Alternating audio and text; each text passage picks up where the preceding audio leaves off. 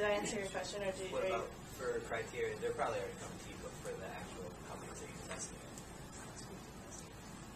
That Root Capital is investing in? What are the requirements for the companies specifically? Oh, okay, yes. So we look for sustainability and that they have good environmental practices, and that essentially,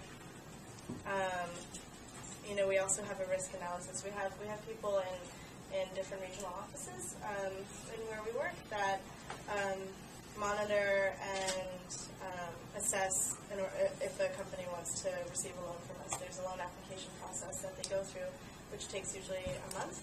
And then we have a credit committee that reviews this company and their history in terms of past loans received or past loans taken out from other organizations, and we also assess the landscape or the environment that they're in and the different risks involved.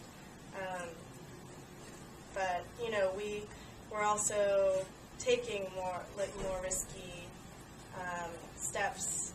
Like we recently made a loan in Haiti, and so dealing with post-disaster and post-conflict areas is inherently more risky to loan to companies there. But we've actually made our first loan to Haiti 2 months ago for a coffee cooperative near the border with the Dominican Republic, and all the standards. We have a metric system. We have a scorecard that measures their different aspects of their business. I'm being very vague because it gets very detailed, but yeah, we have different social standards that they have to meet before they can receive a loan from us.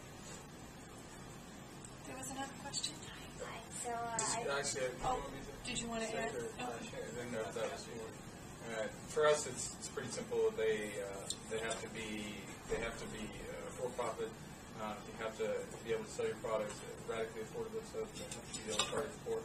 And then very specifically, we look for things in mobile technology, usually mobile transactions. So it's a software mobile transaction and alternative energy. But we look for alternative energy products that are either at a personal, household, or small village scale. So nothing like a large, big solar or wind farm.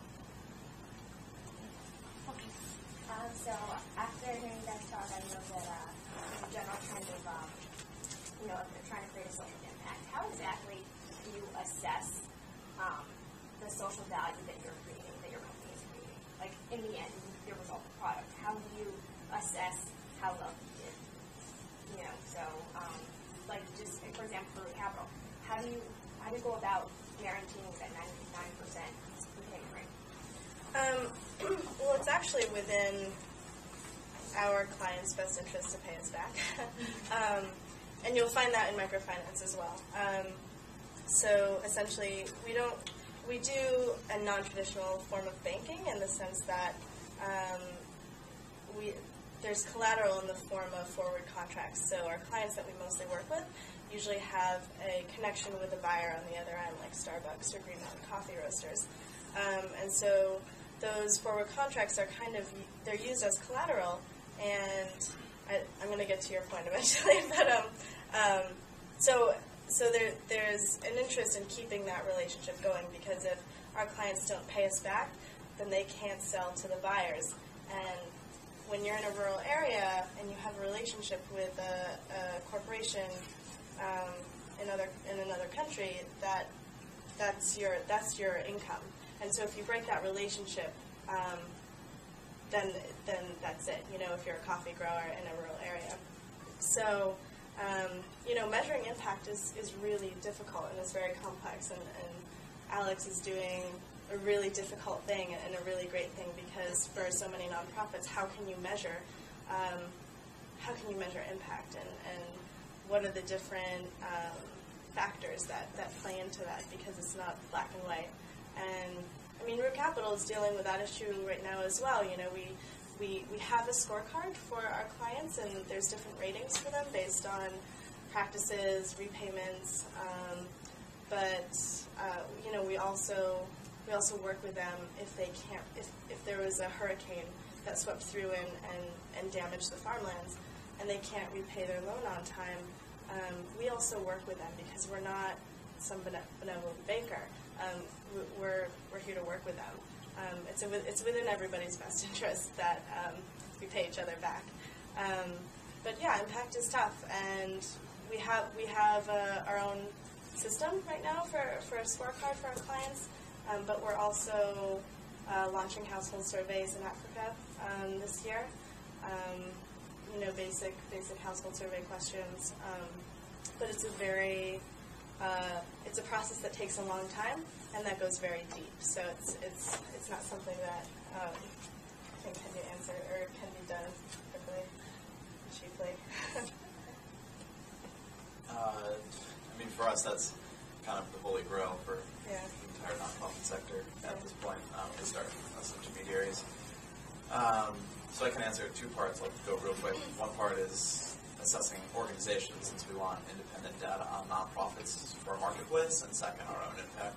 And it's using the same tool. So I'll make one differentiation first. We split impact from outcomes. So an outcome is what benefit has your organization created. And you can measure that using surveying, different evaluation tools for your organization, pre-post, there's a bunch of different types.